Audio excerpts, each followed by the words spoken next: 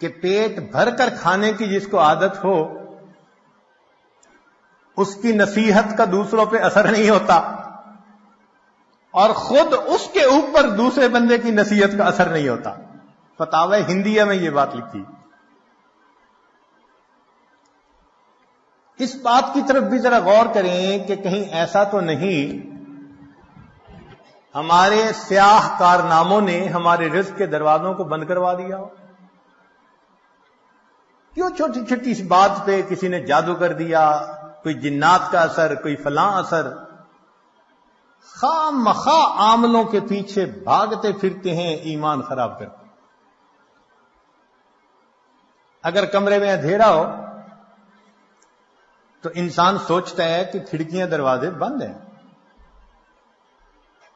یہ نہیں کبھی سوچتا کہ کسی نے کوئی عمل کر دیا، کمرے میں اندھیرا ہو گیا۔ ایک کھڑکی کھولتا ہے، ادھر سے روشنی نہیں آ رہی، دوسری کھڑکی کھولتا ہے، تازہ ہوا نہیں آ رہی، دروازہ کھول دیتا ہے۔ ہم بھی سوچیں کہ ہمارے اوپر اگر یہ معاملہ ہے تو ان دروازوں کو کس چیز نے بند کیا، اور اب ان دروازوں کو ہم کیسے کھول سکتے ہیں؟ نکتے کی بات، تدبیر پیالہ ہے اور اللہ ہی دینے والا ہے۔ تدبیر پیالہ ہے اور اللہ ہی دینے والا ہے۔ تو جب پروردگار دینے والا ہے تو پرواہ کس بات کی؟ اس لیے اللہ رب العزت نے مال کو خیر کہا، انہ لحب الخیر لشدید۔ مال کو قیامہ کہا۔ قرآن مجید میں دو چیزوں کو قیامہ فرمایا، ایک بیت اللہ کو، جعل اللہ الکعبۃ البیت الحرام قیاما للناس، اس لیے کہ بیت اللہ انسان کی روحانی زندگی کے قیام کا سبب،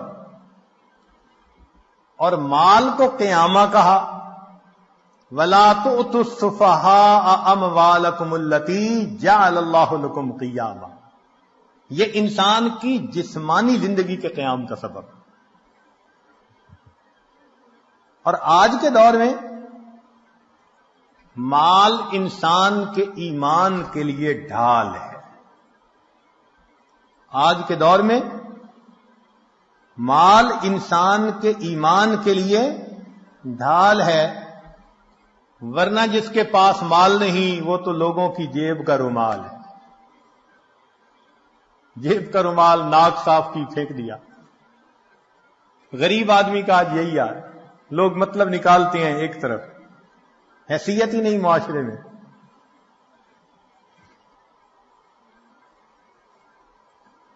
رزق کے معاملے میں دو باتیں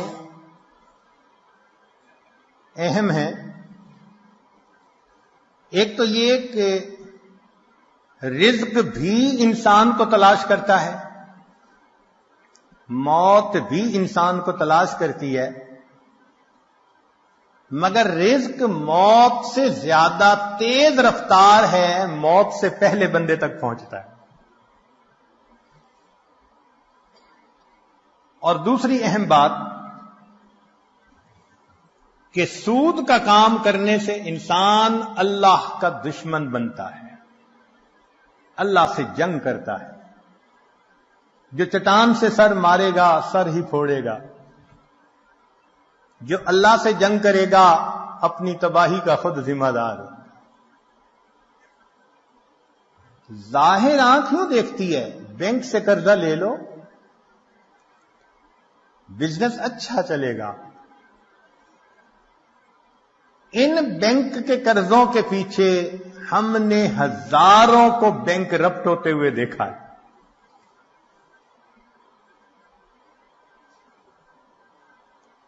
تو سود کی وجہ سے مال کی برکت ختم،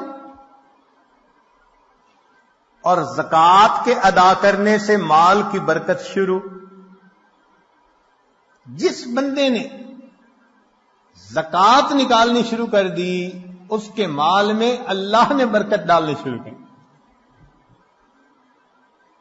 اور برکت کس کو کہتے ہیں کہ وہ رزق انسان کے لیے کافی وافی شافی ہو جاتا ہے, غیروں کے سامنے ہاتھ نہیں پھیلانے پڑتے. جتنا ہوتا ہے انسان پرسکون زندگی گزارتا ہے.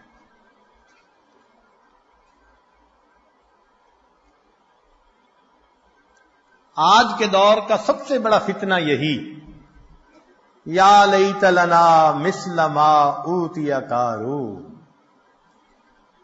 اے کاش ہمیں بھی وہ ملتا جو قارون کو ملا تھا.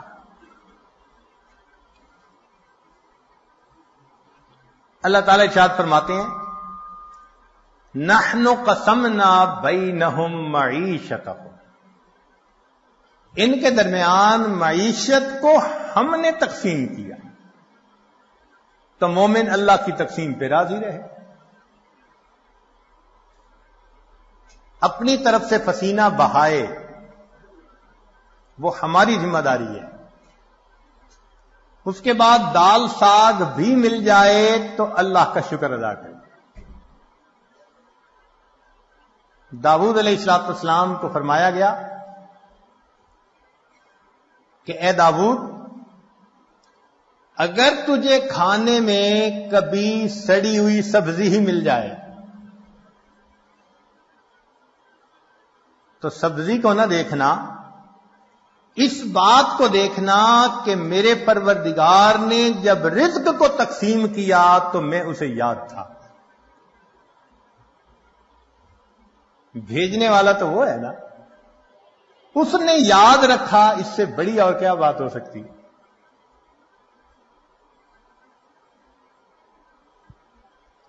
اس لیے مال کی طلب میں اجمال ہو, اضطراب نہیں ہونا چاہیے.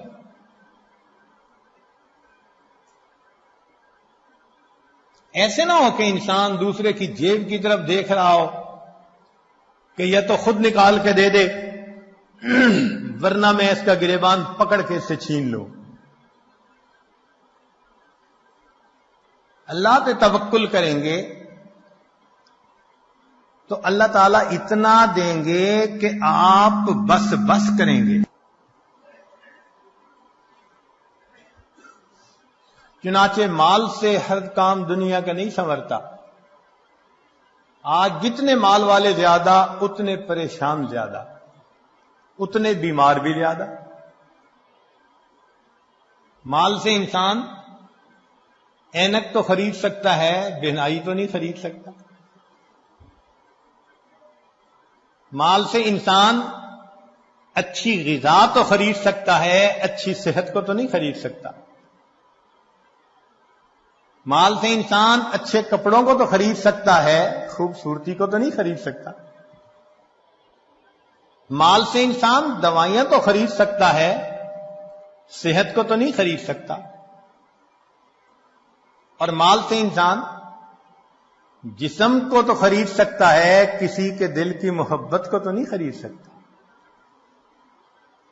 کتاب کو تو خرید سکتا ہے, علم کو تو نہیں خرید سکتا. تو دنیا میں بھی مال سے ہر کام نہیں ہوتا.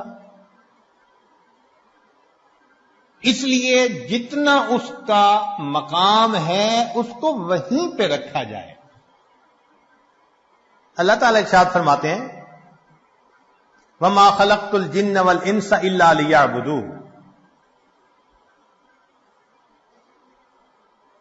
کہ انسانوں اور جنوں کو عبادت کے لیے پیدا کیا. مَا أُرِيدُ مِنْهُمْ مِنْ رِزْقٍ وَمَا أُرِيدُ أَنْ يُطْعِمُونِ, ان سے روزی کموانا تو نہیں چاہتے.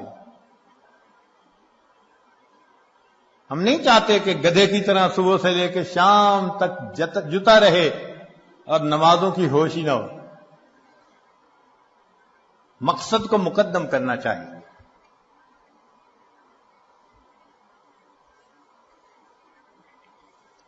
اللہ رب العزت رزق پہنچا کر رہتے ہیں. چنانچہ باجید بستامی رحمت اللہ علیہ سے کسی نے کہا کہ حضرت کیا کریں، رزق کی بڑی پریشانی ہے. تو فرمایا کہ تم اپنے گھر جاؤ اور تمہیں اپنے گھر میں جو بندہ ایسا نظر آئے کہ اس کا رزق تمہارے ذمے، بازو پکڑ کے گھر سے نکال دو، اور جس کا رزق خدا کے ذمے تو تمہیں کیا پرواہ.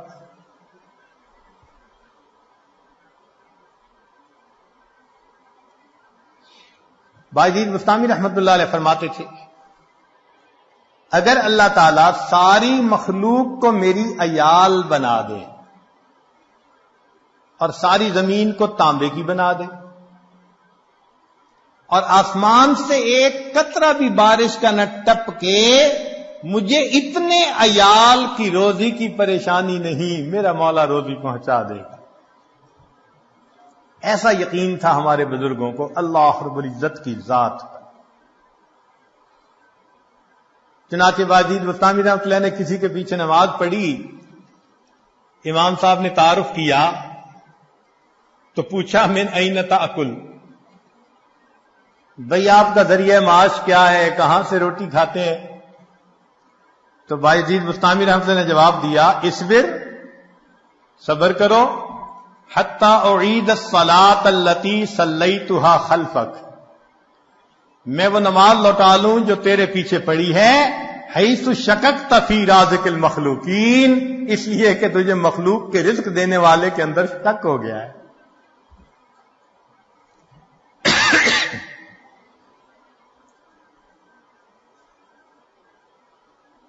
بنو کا ایک نشئی تھا تو کسی نے کہا کہ آٹا مہنگا ہو گیا، کہنے لگا اپنے لیے قیمت بڑھائی ہے، ہمیں تو روزی اسی نے دینی ہے. ایک نشئی کا اللہ پہ توکل دیکھو کہ جی آٹا مہنگا ہو گیا، کہتے اپنے لیے قیمت بڑھائی ہے، ہمیں تو روزی دینی ہے نا. اللہ کے پیارے حبیب صلی اللہ علیہ وسلم نے اپنی تعلیمات میں اس رزق کی پریشانی کے بھی اسباب بتلا دیے کہ یہ پریشانی کیسے دور ہو سکتی ہے. چنانچہ قرآن و احادیث میں سے 16 ایسے نکتے ہیں جو ہم نے آج جمع کیے، ان کو سمجھ لیں کہ یہ چابیوں کا ایک گچھا ہے، 16 کنجیاں ہیں، ہر کنجی رزق کا دروازہ کھولتی ہے. اور یہ بتانے والا کوئی عام عامل نہیں ہے، یہ سید الاولین والآخرین اللہ کے پیارے حبیب صادق الامین، جس زبان سے ہمیں قرآن ملا اسی زبان سے ہمیں نبی علیہ السلام کا فرمان ملا. انہوں نے یہ بات بتائی تو دلوں میں ہم یقین کر کے ان باتوں کو سنیں اور ان اعمال کو اپنائیں اور رزق کے دروازوں کو آنکھوں سے کھلتا دیکھیں.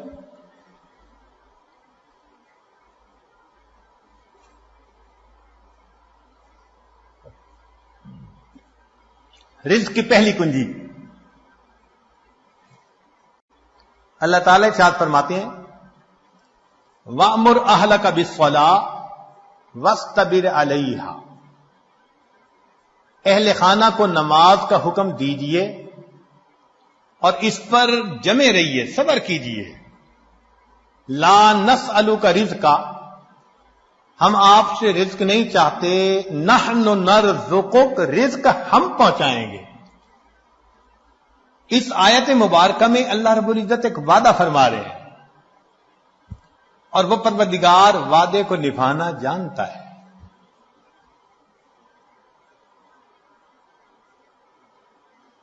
تو معلوم ہوا کہ جس گھر کے سب مرد عورتیں اہتمام کے ساتھ نماز پڑھیں، ایک ہوتی ہے گنڈے دار نماز،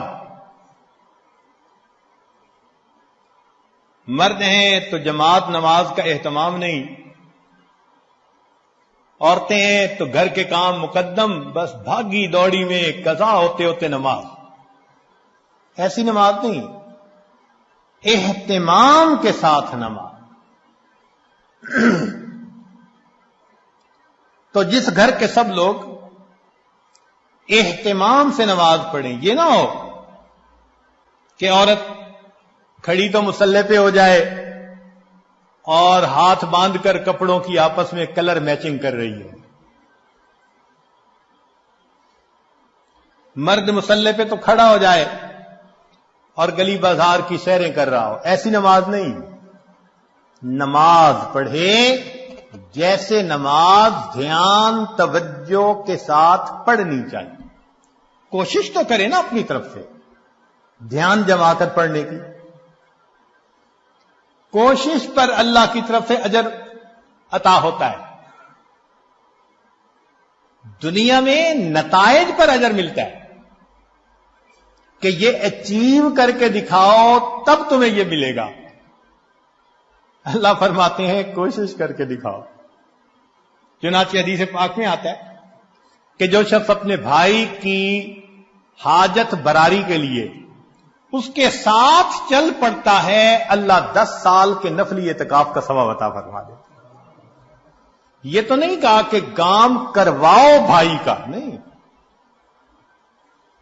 یہ اس اللہ رب العزت کی رحمتوں کی انتہا ہے. فرمایا کہ منزل تک پہنچنا تو تمہارے بس میں نہیں ہے نا، یہ تو مقدر کا معاملہ. ہم تو یہ دیکھیں گے قدم کون اٹھاتا ہے، چلتا کون ہے. تو نماز صحیح اہتمام کے ساتھ پڑھنے کی کوشش کریں، برکتوں کے دروازوں کو کھلتا دیکھیں. میرے مالک نے فرما دیا نحن نرزقک، ہم رزق دیتے ہیں. چنانچہ آپ گھر کے ہر چھوٹے بڑے کو نماز کا اہتمام سکھائیے، رزق ملنے کی قسم یہ عاجز کھا سکتا ہے.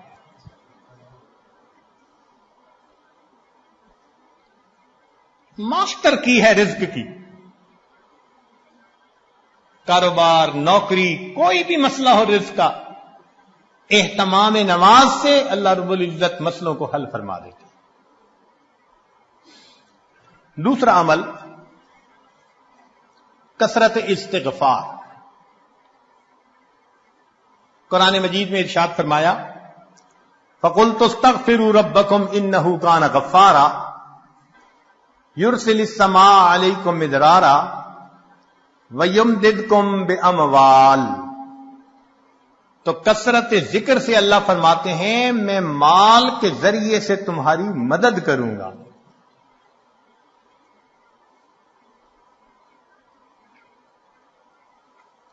ایک اور حدیث پاک میں ہے من اکثر من الاستغفار جعل اللہ له من كل هم فرجا ومن كل ضيق مخرجا ورزقه من حيث لا يحتسب.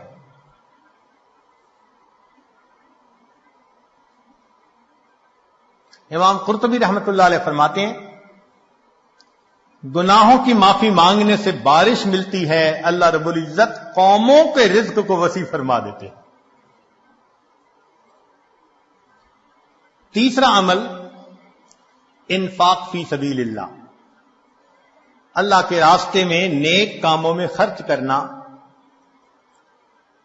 چنانچہ اللہ رب العزت ارشاد فرماتے ہیں وما انفقتم من شیء فهو یخلفہ. تم اللہ کی راہ میں جو خرچ کرو گے اس کا بدلہ مل کر رہے گا، ریٹرن مل کر رہتا ہے. یہ نہیں ہو سکتا کہ اللہ کے راستے میں خرچ کرو اور ملے نہ اس کے بدلے. یہ جو انفاق ہے یہ لفظ بنا نفق سے. نفق کہتے ہیں سرنگ کو، اور سرنگ میں انسان ایک طرف سے داخل ہو کر نکلتا ہے پھر دوسرا داخل ہو سکتا ہے. تو فرمایا کہ تمہارے پاس جو پہلا رزق ہے اس کو نکالو گے تو دوسرا آئے گا نا.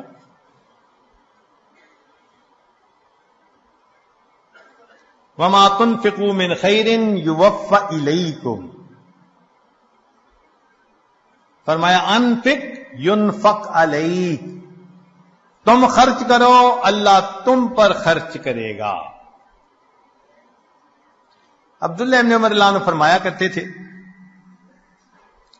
ان للہ اقواما اختصهم بالنعم لمنافع العباد، اللہ کے کچھ بندے ایسے ہوتے ہیں اللہ نے ان کو اپنے بندوں کے منافع کے لیے مخصوص کر دیا، ان کی ذات سے اللہ کے بندوں کو نفع ملتا رہتا ہے،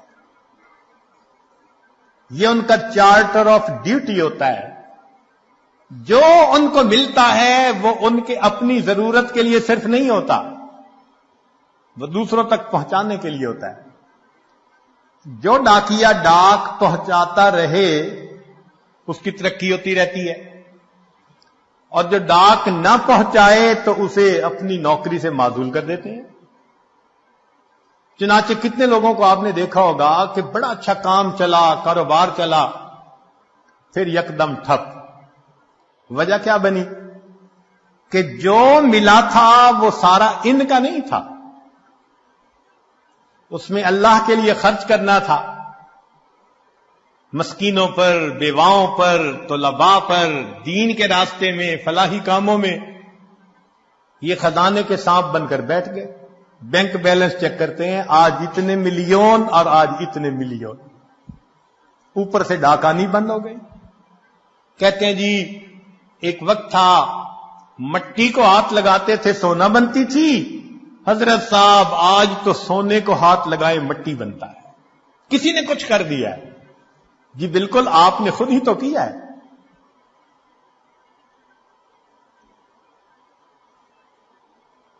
آپ کی تو بہترین نوکری لگی تھی کہ اللہ کے بندوں کو ان کا حصہ پہنچاؤ، کتنا پہنچانا تھا؟ پورے مال میں سے 2.5%، زکوٰۃ پورے مال میں سے 2.5%۔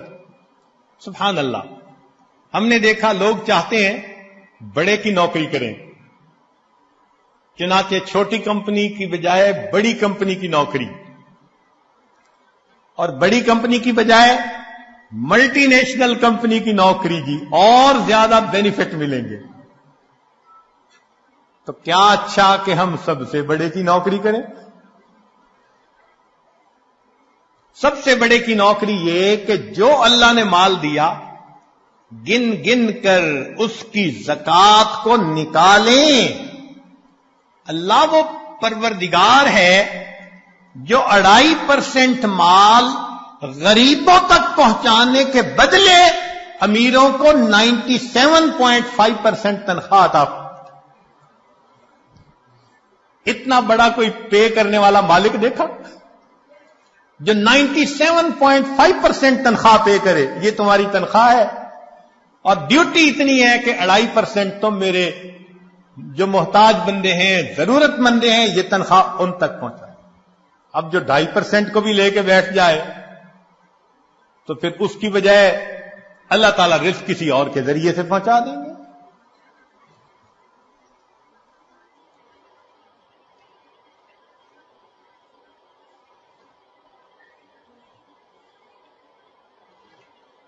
رابعہ بصریہ کے پاس مہمان آ گئے، اتنی دیر میں دروازہ کھٹکھٹایا گیا، خادمہ نے کہا جی کہ کوئی بندہ کھانا لایا ہے۔ فرمان لگی گنو کتنی روٹیاں؟ اس نے کہا 9۔ کہنے لگی یہ میرا حصہ نہیں کسی اور کا ہے، اسے کہو جاؤ۔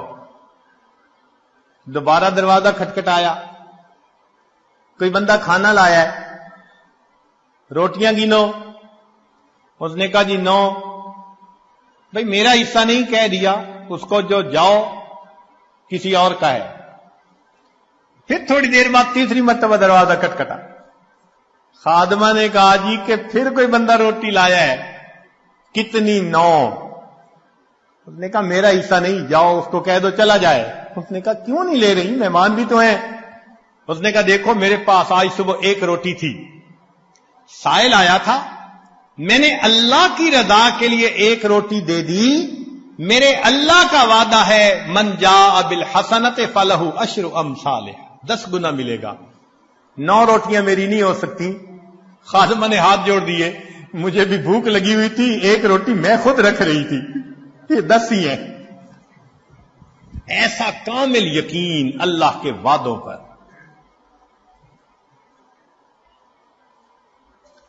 حبیب اجمی رحمت اللہ علیہ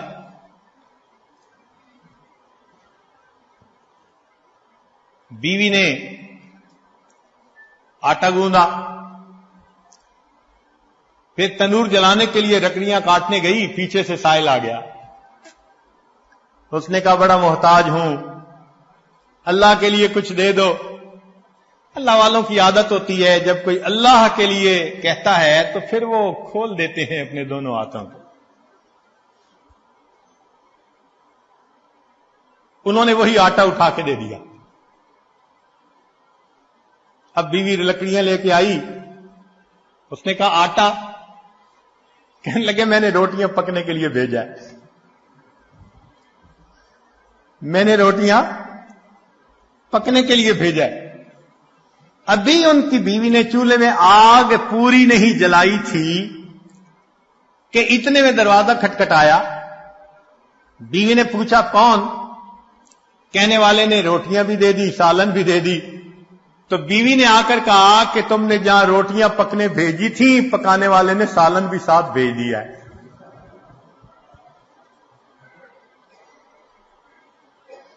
اللہ کے راستے میں خرچ کرنے کی ایک حلاوت ہے، وہ حلاوت جس کو مل جائے اس کو پھر فکر نہیں ہوتی، سب غموں سے آزاد۔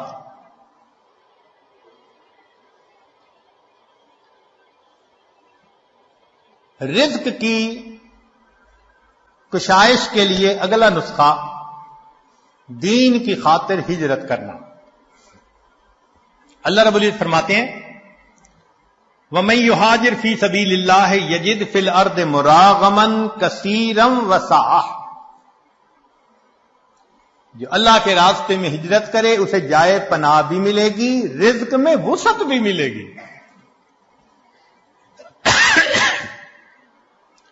رزق بڑھانے کی اگلی کنجی تقوی کا اختیار کرنا۔ ارشاد باری تعالی ہے وَلَوْ أَنَّ أَهْلَ الْقُرَىٰ آمَنُوا وَاتَّقَوْا لَفَتَحْنَا عَلَيْهِمْ بَرَكَاتٍ مِّنَ السَّمَاءِ وَالْأَرْضِ، اگر یہ بستی دیسوں والے ایمان لاتے، تقوی کو اختیار کرتے، ہم آسمان اور زمین سے برکتوں کے دروازے ان پر کھول دیتے۔ ایک جگہ فرمایا لَأَكَلُوا مِن فَوْقِهِمْ وَمِن تَحْتِ أَرْجُلِهِمْ، ہم ان کو وہ نعمتیں کھلاتے جو اوپر آسمان سے اتارتے ہیں اور وہ نعمتیں کھلاتے جو نیچے زمین سے نکالتے ہیں۔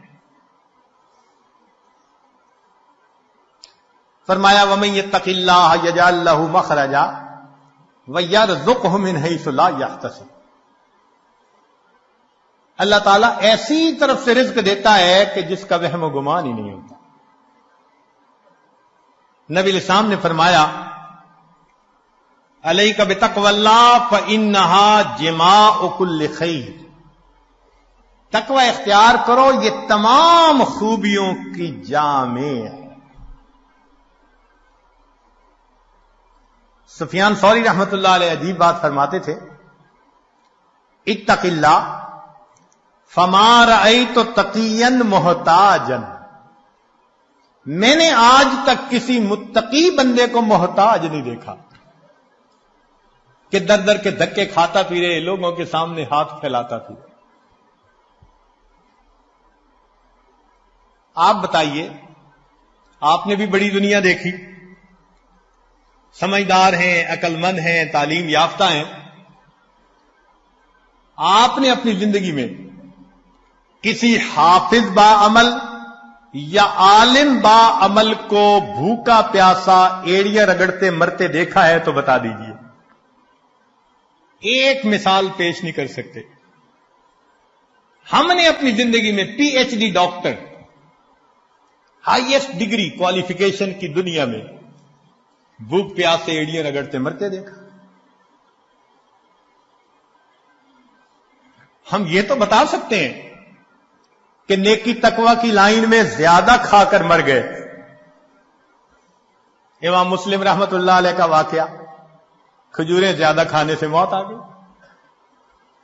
یہ نہیں بتا سکتے کہ جی بھوکا پیاسا، کہتے ہیں نا جی طلباء کہاں سے کھائیں گے؟ بھائی جہاں سے انبیاء کھاتے تھے وہیں سے ان کے جانشین بھی کھائیں گے.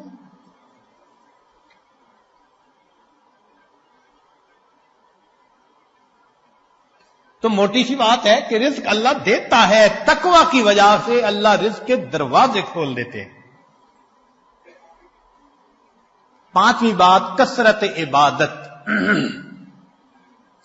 حدیث مبارکہ، ابن آدم تفرغ لعبادتی املأ صدرک غنا واسد فقرک. اے اولاد آدم، تو اپنے آپ کو میری عبادت کے لیے فارغ کر، میں تیرے سینے کو غنا سے بھر دوں گا، تیرے فقر کو بند کر دوں گا. کتنے کھلے اور صاف لفظوں میں، لاؤڈ اینڈ کلیئر بتایا جا رہا ہے، عبادت کرو، ہم تمہارے فاقے کے راستے بند کریں گے، تمہیں غنا عطا فرما دیں گے. اس کی مثال یوں سمجھیے کہ ہم نے عام گھوڑے کی قیمت کا ایک دفعہ پتہ کیا تو 20 سے 25 ہزار میں گھوڑا مل جاتا ہے. اور ایک ہوتے ہیں دوڑ جیتنے والے گھوڑے، ان کی قیمت لاکھوں میں. ہمارے بہت قریبی چودھری صاحب فرمانے لگے جی ہمارے گھوڑے کی قیمت 25 لاکھ روپیہ لگی، ایک گھوڑے کی قیمت. تو عام گھوڑے 20,000، بھاگنے جیتنے کے مقابلے کرنے والے 25 لاکھ. اب اگر 25 لاکھ والے گھوڑے کے مالک کے پاس کوئی جائے، جی میری گدا گاڑی کا کچھ کام ہے، گھوڑا دے دو، میں نے گدے گاڑی میں استعمال کرنا ہے، تو وہ ہنس کے کہے گا تمہارا دماغ ٹھکانے ہے، دوڑ کا مقابلہ جیتنے والے گھوڑے کو گدے گاڑی میں باندھو گے. جس طرح دنیا دار انسان دوڑ کا مقابلہ جیتنے والے گھوڑے کو گدے گاڑی میں باندھنا پسند نہیں کرتا، اللہ کی قسم اللہ رب العزت دین پہ چلنے والوں کو دنیا کی گدے گاڑی میں باندھنا پسند نہیں فرماتے.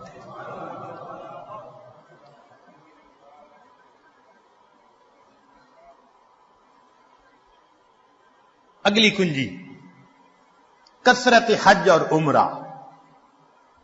حدیث پاک میں فرمایا وما ام الرحاج قط، کہ حاجی کثرت سے حج کرنے والا، عمرہ کرنے والا، وہ کبھی محتاج نہیں ہوتا. قیل ومل امار، پوچھنے والے نے پوچھا جی اس کا کیا معنی ہے؟ فرمایا قال ما افتقرا، جو فقر کا تجھے ڈر ہوتا ہے اللہ اس ڈر کو ختم کر دیتا. حدیث پاک میں ہے النفقۃ فی الحج کالنفقۃ فی سبیل اللہ الدرہم ب700، ایک درہم کے بدلے میں 700 درہم ملتے ہیں.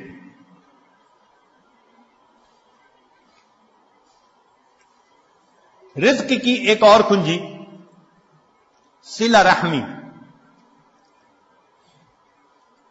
ابو ہریرہ رضی اللہ عنہ فرماتے ہیں، بخاری شریف کی روایت، من احب ان یزاد فی عمرہ ویزاد فی رزقہ فلیصل رحمہ، جو چاہے کہ میرے عمر زیادہ ہو اور میرا رزق زیادہ ہو، اس کو چاہیے کہ رشتہ داروں کے ساتھ اچھا سلوک رکھے. آج اگر رزق کی شکایتیں زیادہ ہیں تو دوسری طرف معاملات بھی دیکھو، بہن سے نہیں بولتے، بھائی سے نہیں بولتے، پھپھو سے لڑائی، چچا سے لڑائی، ان کے گھر کا کھانا نہیں کھاتے، پانی نہیں پیتے، کچھ پڑھ کے نہ پلا دیں.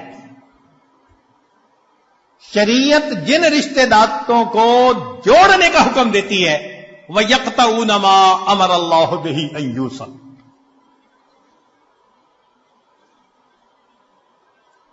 جب ہم رشتے ناتوں کا خیال نہیں کریں گے تو پھر رزق کے دروازے تو خود بند کریں گے ہم.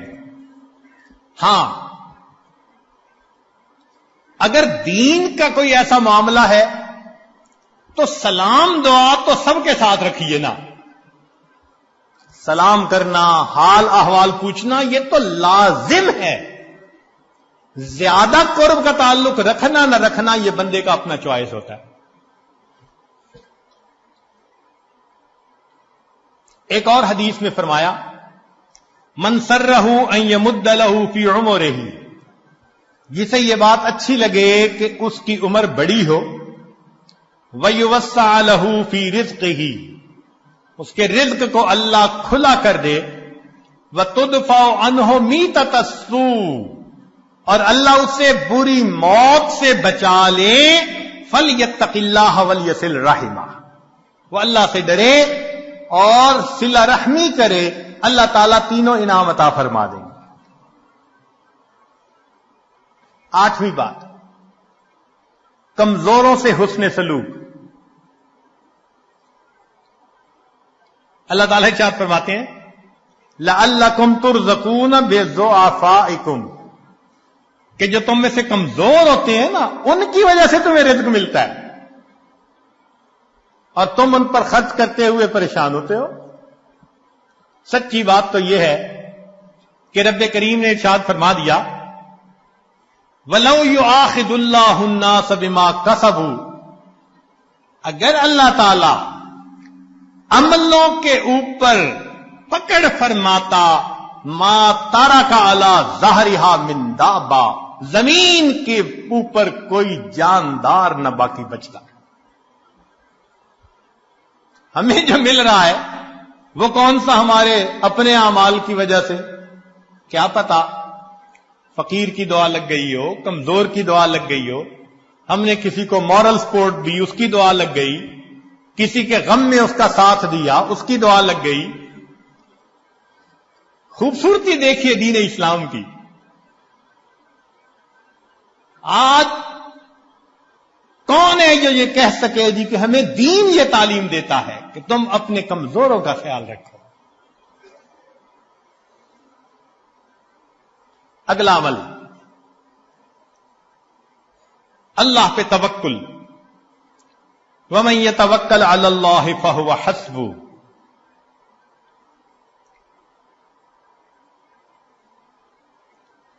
جو اللہ پر توکل کرتا ہے پھر اللہ اس کے لیے کافی ہو جاتا ہے.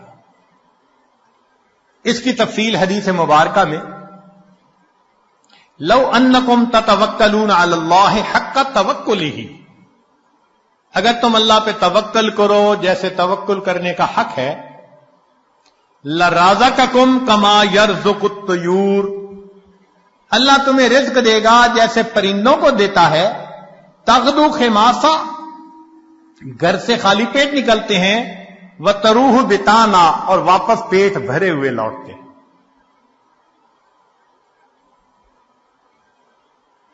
اگلا عمل، اللہ کی نعمتوں کا شکر ادا کرنا. چنانچہ فرمایا لا یرزق اللہ عبدا الشکر فیحرمہ الزیادہ لأن اللہ یقول لئن شکرتم لأزیدنکم، جس بندے کو شکر کی توفیق مل جائے اس کا رزق کم نہیں ہوتا، چونکہ اللہ کا وعدہ ہے کہ جو شکر ادا کرتا ہے میں اس کے رزق کو، اس کے نعمتوں کو اور زیادہ کر دیتا. عمر بن عبدالعزیز رحمۃ اللہ علیہ کا ایک خوبصورت قول ہے قیدوا نعم اللہ بالشکر للہ، اللہ کی نعمتوں کو شکر ادا کر قید کر لو. جس نے اللہ کی نعمت کا شکر ادا کیا اس نے نعمت کو قید کر لیا، اس کے پاس ہی رہے گی. ابن عطا اسکندری رحمۃ اللہ علیہ، ان کے حکم بہت معروف ہیں. ہمارے بزرگ علماء رمضان المبارک میں اس کی مستقل مجالس کیا کرتے تھے. ان کے حکم کو پڑھیں تو یوں لگتا ہے کہ اللہ نے اس امت میں بھی لقمان علیہ السلام کا ایک نمونہ پیدا کر دیا. کیا عجیب باتیں کہی ہیں. تو شکر کے بارے میں ان کا ایک قول ملفوظ، جنہیں عربی کا تھوڑا سا بھی ذوق ہوگا نا، وہ تو سن اور پڑھ کے وجد آتا ہے. یہ جامعہ الازہر کے استاد بھی رہے، اور اس جامعہ کو جو پوری دنیا کے اندر ایک مقام ملا، وہ ایسے ہی متقی باخدا بزرگوں کی وجہ سے. فرماتے ہیں من لم یشکر النعم فقد تعرض لزوالها، جو نعمت کا شکر ادا نہیں کرتا وہ اپنی نعمتوں کو چھین جانے کے لیے پیش کر دیتا ہے. اللہ مجھ سے یہ چھین لو. من لم یشکر النعم فقد تعرض لزوالها ومن شکرها فقد قید بعقالها، اور جو شکر ادا کرتا ہے وہ ان نعمتوں کو نکیل ڈال کے اپنے پاس قابو کر لیتا ہے. تو شکر ادا کر کے اللہ کی نعمتوں کو نکیل ڈال لیجیے. پھر فرمایا گھر انسان جائے تو اپنے اہل خانہ کو سلام کرے. اب بتائیے یہ کتنا چھوٹا سا عمل ہے.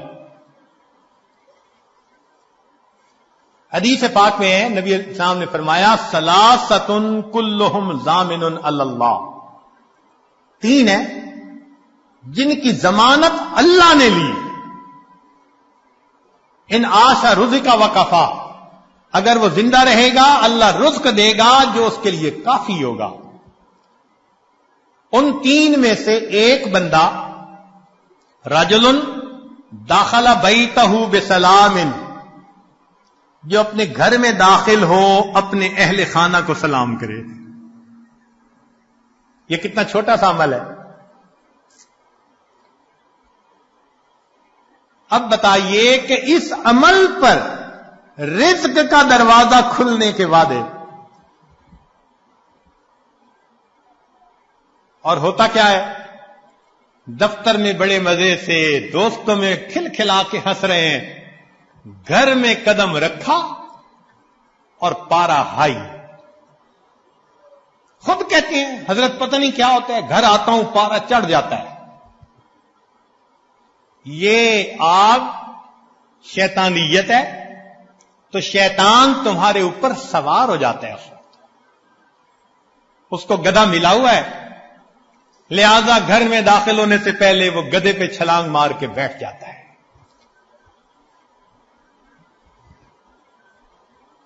نبی علیہ الصلوۃ والسلام کا عمل سیدہ صدیقہ لانا فرماتی ہیں کہ اللہ کے پیارے حبیب صلی اللہ علیہ وسلم جب بھی گھر میں داخل ہوتے مسکراتے چہرے کے ساتھ آتے تھے، اہل خانہ کو سلام کیا کرتے تھے.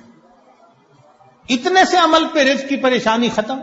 اللہ اکبر کبیرہ.